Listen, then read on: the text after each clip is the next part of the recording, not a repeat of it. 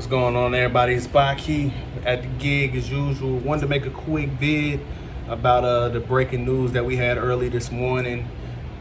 Bears hire Kevin Warren as the new CEO and president of football operations. What do I think about it? Excellent move. Excellent move. Reason why it's an excellent move. Not only is he a really good businessman and knows, the business side of football, he's a football guy. And I'm going to tell you why that's important. I'm going to tell you why that is critical, especially to the Bears organization. The biggest reason why that is critical to the Bears organization is because for years, and one thing us as fans complained about the most was them not having enough football people in the higher up positions in the front office. Like, let's be honest, George McCaskey family, they're not a football people. They're a good family, solid family, that's cool, but they're not football people. Ted Phillips was their accountant. He was their accountant. He's not a football guy. For years, the highest football person for the Bears was the general manager.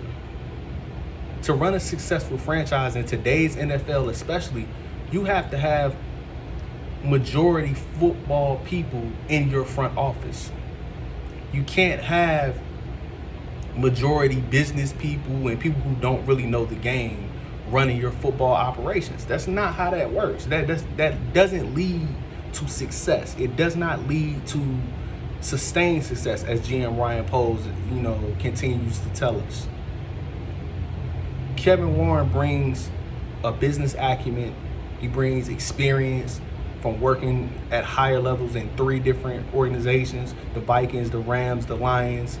He brings a football background where he knows the game. And the biggest thing that I like about this move is it brings some legitimacy to the Chicago Bears in general, making a change, making a change in philosophy, a change in mindset, a change in how they do business. That's what I love the most about this move. The McCaskey family are finally trying to get out of those archaic ways of how they operate. And at the end of the day, all we can do is see, positive things moving forward. Now, at the same time, same token, we still need to see GM Poles do his thing, handle his plan. We still need to see him be successful at signing players, drafting players, developing players. We still need to see Coach Flus and his staff develop guys and put this team in the best position to succeed. We still need to see these guys handle their business and do what they're supposed to do. But it's good to actually have people in the building who are legit football minds. And majority of the front office being football minds. That's important. That is key. At the end of the day, if you want success in today's NFL, you need to have a president of football operations who actually knows the game of football. You need a GM who knows the game of football.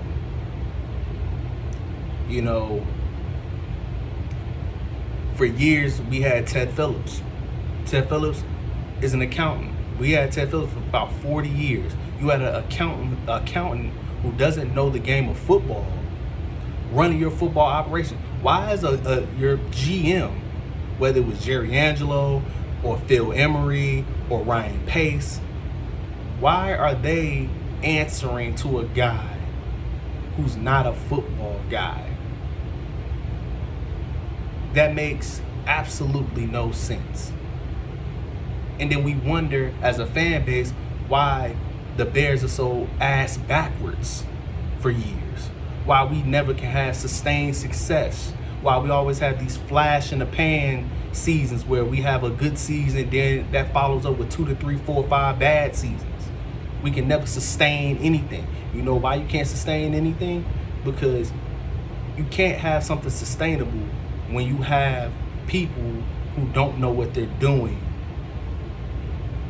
making decisions. Ted Phillips, he knows what he's doing from the business perspective. He knew what he was doing from a business side. But the Chicago Bears aren't just a business organization. The primary focus of the Chicago Bears is football. Football. You cannot have somebody who doesn't know the game of football being in charge of your football operations. You know, one of the key stories that I heard before Ryan Pace and Matt Nagy got fired that last year was a story where they talked about how Matt Nagy and Ryan Pace, wanted to, bounce ideas off of Ted Phillips as far as football things. And they went to Ted and they went to George and they're trying to bounce football ideas off of them and see what they think and get their opinions. And you got George McCaskey and Ted Phillips saying, well, we're not football guys. Like, we don't know. Like, we trust whatever you think. That's a problem. That's what happens when you have people who are making crucial decisions not being football people. Your GM and your coach don't have another sounding board other than themselves. Like Ryan Pace, not to, give any excuses for Ryan Pace, but Ryan Pace as a GM, who does he go to throw things off, to discuss things with as far as football? What higher up does he have to go to discuss football activities and football decisions? He didn't have nobody because he was the highest football mind up there. That's not acceptable. No other NFL franchise in today's NFL has that. Every other football franchise in today's NFL has football type of people running their organization, or they have a number of football people in critical parts of their front office that can make decisions and can be sounding boards and throw things off the wall and discuss different things and all of that stuff. That every other team in the NFL has that, except the Chicago Bears. And then us as fans, we wonder why we don't have sustained success. Hopefully, Kevin Warren being a football guy, GM Ryan Poles being a football guy, Ian Cunningham as the assistant GM if he stays, because he did get have an interview with the Arizona Cardinals. But if he does stay, he's a football guy. Coach Flus and the coaching staff, they're football guys. GM Ryan Poles creating all these different positions within the front office to bring in more football minds. That's what you need to run a successful football franchise. You need guys and ladies who know the game of football, who can help make decisions that put the football team, the football organization in the best position to succeed. Because at the end of the day, if you're running a successful football team, the business side is going to come. They're going to make money. You're going to make money, and you're going to make even more money if your team is winning and if your team is successful. Period. Now, another part I want to quickly talk about before I get up off of here, seeing a lot of rumors and a lot of fake trade scenarios already. Bears fans, Bears Nation, everybody be prepared. You're going to see a lot of fake rumors and fake deals and fake trade proposals and all. You're going to see all that for the next 2 months. So just be prepared for all of that. The crap is going to get annoying. You're going to see some of the most unrealistic nonsense proposals. But be prepared for that, because that crap is going to be ridiculous. But at the end of the day, just be ready and just enjoy the fact that our Chicago Bears as a franchise is seemingly moving in the right direction for the first time in probably our lifetime.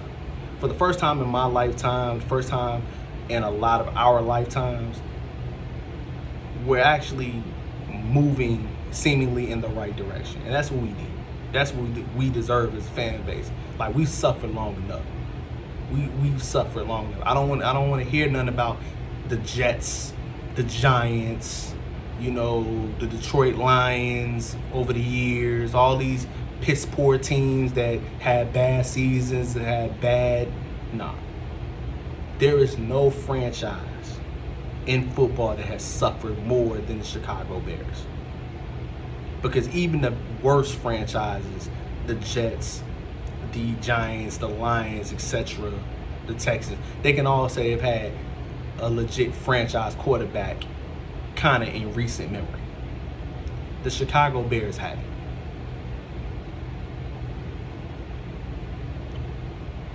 We deserve this, Bears fans, more than anybody else. I don't care what nobody says. We deserve this more than anything else. Now, I'm gonna make a separate video on the Bryce Young breakdown, because yeah, I have a lot of thoughts on Bryce Young. There's a lot of people that's running around here saying Bryce Young is a generational talent. I think Bryce Young is going to be good. I think Bryce Young is going to be could be potentially a superstar quarterback if put in the right position. But do I think he's a generational talent? No. Do I think he's worth trading Justin Fields to get him to restart the quarterback clock? No. It's like I said in my previous video the other day. What Mike Tannenbaum said makes sense only if you believe that Bryce Young is a generational talent. His plan hinges on Bryce Young being a generational talent. If he's not a generational talent, then that plan falls apart.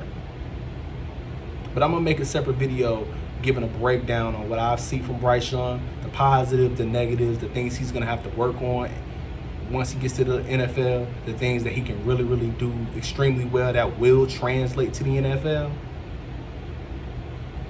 and give an honest assessment of what I believe will happen and what teams legit should look for him and what teams will put him in the best position to succeed. But like I said before, guys, thank you for watching the vid. This is By Key. Follow me on all my social medias. If you're on Twitter, By Key 24 or By Key 88. If you're on my Instagram, By Key 24. Like, share, subscribe to the video, to the channel.